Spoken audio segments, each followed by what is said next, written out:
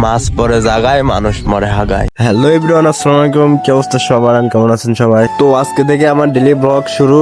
30 দিনে 30টা video upload হবে। আজকে 30 দিনের প্রথম ভিডিও। তো প্রথম ব্লগটা শুরু হচ্ছে মাছ মারা দিয়ে। আমাদের পদ্মা নদীতে অনেকদিন ধরেই নতুন পানি এসেছে, তো আমরা অনেকদিন ধরে মাছ মারতেছি। তো এর আগে কোনো ভিডিও করা হয়নি, আজকে থেকে ব্লগ শুরু করছি।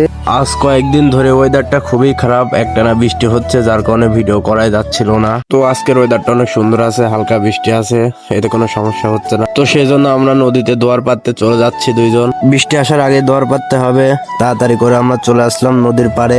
এখন আমরা নদীতে নামবো। আর কিভাবে দোয়ার পাতি আর কিভাবে মাছ ধরি, ভিডিওটা কেউ স্কিপ করবেন না, পুরো ভিডিওটা দেখলে বুঝতে পারবেন। সবাই ভিডিওটা কন্টিনিউ করতে থাকেন। চলে এসেছি নদীতে, আমরা এই নদীতে দোয়ার পাতবো, আর কিভাবে পাতি সবাই দেখতে পারবেন ভিডিওতে। আমার দোয়ার এক একটা নদীর এক এক সাইডে ছড়িয়ে ছিটিয়ে রয়েছে, সেই দোয়ারগুলো অ্যাডজাস্ট করার জন্য একটা নৌকা দরকার। তো একটা নৌকা নিয়ে আমরা দোয়ারগুলো অ্যাডজাস্ট করবো। তো বিসমিল্লাহ বলে নৌকাতে উঠে পড়লাম, চলে যাচ্ছে দোয়ারের কাছে, কারণ দোয়ারগুলো তুলতে হবে, তুলে নৌকাতে করে অন্য জায়গায় নিয়ে আবার নতুন করে আজকে পাততে হবে। আজকের ওয়েদারটা যথেষ্ট সুন্দর ছিল এবং নদীতে আসলেই মনটা অটোমেটিক ফ্রেশ হয়ে যায়। নৌকাতে দোয়ার তোলা শেষ, এবার দোয়ারগুলো নিয়ে যায় আলাদা আলাদা জায়গায় ফিট করতে হবে, যাতে মাছ ভালো মাছ পড়ে। এখন আমি দোয়ার পাতা শুরু করব।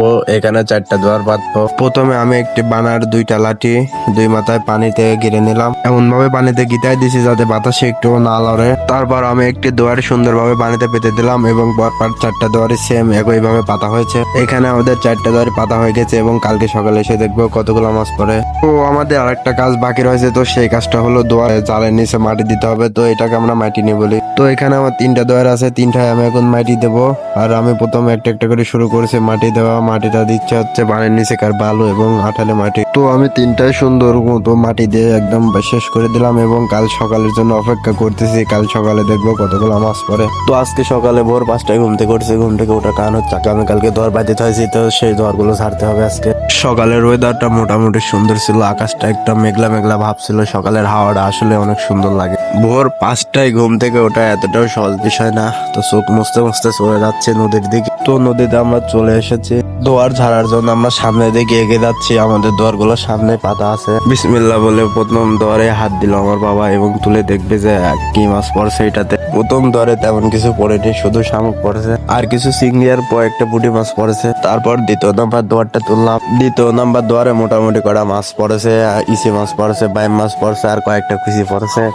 এই হলো মোট 2টা দোয়ারের মাছ। এবার এখানে আছে 3টা দোয়ারের মাছ। আর একটা দোয়ার আছে, সেটা হচ্ছে 4 নাম্বার দোয়ার। তো 4 নাম্বার দোয়ারটা একটু ভাঙা, তো দেওয়া যাক ভাঙা দোয়ারে কি মাছ পড়ে। ভাঙা দোয়ারে মোটামুটি ভালো মাছে পড়ছে। এই হলো মোট 4টা দোয়ারের মাছ। তো পরপর সেম ভাবে আরো 4টা দোয়ার হারছি, তাহলে মোট 8টা দোয়ার। 8টা দোয়ারে কতগুলো মাছ পড়লো দেখেন। তো এখানে আরো 4টা দোয়ার পাতা শেষ, এখন আমরা চলে যাবো সামনের দিকে। এখানে 2টা দোয়ার ছাড়লাম, মোট 10টা দোয়ারের মাছ হচ্ছে এগুলা, আরো বাকি আছে 6টা। তো সেগুলা ধরে দেখবো মোট কত মাছ হয়। সবগুলো দোয়া যারা শেষ, এখানে হচ্ছে মোট 16টা দোয়ারের মাছ। মাছ একদমই গাঙে এখন নেই। দোয়ার যারা শেষ, তো বাড়িতে চলে আসলাম। আজকে ব্লগটি পর্যন্ত, দেখা হচ্ছে আগামীকাল নতুন ব্লগে। আল্লাহ হাফেজ।